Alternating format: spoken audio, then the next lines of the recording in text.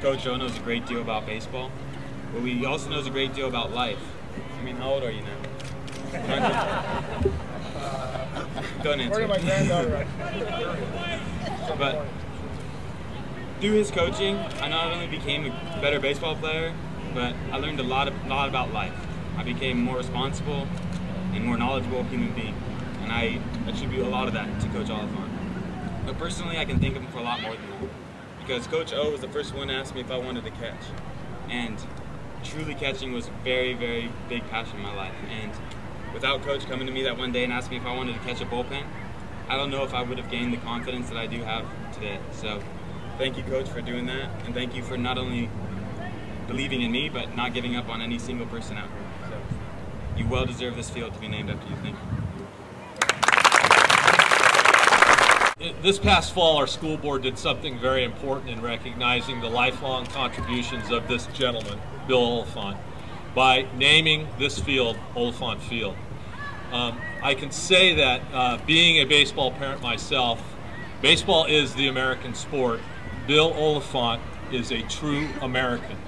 And it is unbelievably awesome that we get to, in this community, name this field after a gentleman like him. I would also say that every great teacher is also a coach. And the educators amongst us understand that and know how important that is. And not only has he been a great coach, and we're recognizing that, but he's been an outstanding teacher in the classroom, influencing the lives of thousands of students both inside and outside the classroom. And therefore, on behalf of the Santa Barbara Unified School District, I, with great pleasure, announce the opening of Oliphant Field. Congratulations, Bill.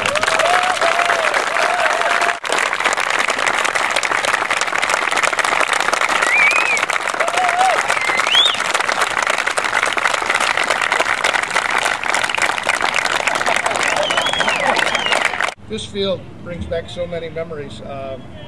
You know, I went one other place. I was in St. Louis, outside at Grant's Farms. Anybody ever been to Grant's Farms? It's where they raise the Clydesdales. And I walked in there, and my son was doing his residency at St. Louis University, and he said, "Hey, look, Dad, look up there." I looked up, and sure enough, there was my name up on a horse paddock. It said Bill. So now, this, and I'm big in St. Louis, too. You know, there's so many people to thank, and I look around and I see all these people here, and there's a couple of people that they're no longer with us, but I had this very special teacher at Peabody School by the name of Walt Fry. He really got me interested into baseball. My family kind of fell apart between 4th and 5th grade, and there was Mr. Fry to pick me up, that old pick-me-up thing. And he was so cool. Like back then, the World Series was all played in the afternoon, and he'd bring his radio in there, and we got to listen to the World Series. You know, if we were, you could hear a pin drop. It was so cool. And then, so Mr. Fry was a big person in my life. And then I transferred schools. I went to Harding School. Became a Harding Hawk. Got any Hawks here? Good. Paula, thank you.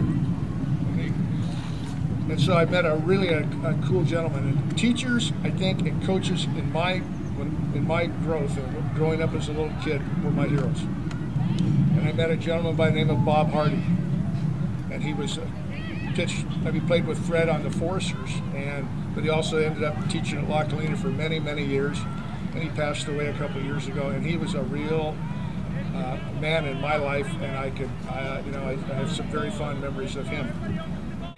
I got to know Fred from his days as a Forester, but he was affectionately known by his teammates as Whirlybird, and you can go from there. He asked me when I was going to City College, and I had a job that I hated. It was the first semester, and I didn't go to school, and I didn't go register with Selective Service. I didn't do a couple things. I wasn't a super patriot yet. And anyway, Fred hooks me up, and I was working nights in a gas station, going to City College a day, and then I had time in the afternoon, so I'd go over there and coach the 6th graders. And interesting enough, we had a 6th grade basketball team that just kicked everybody's butt.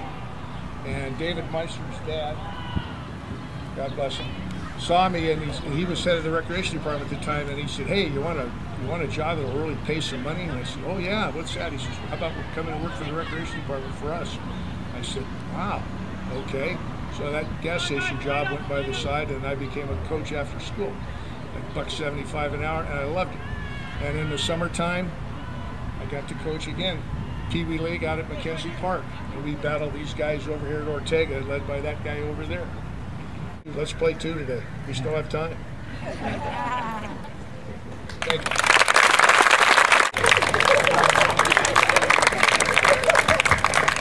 And now, you all know what to call this field.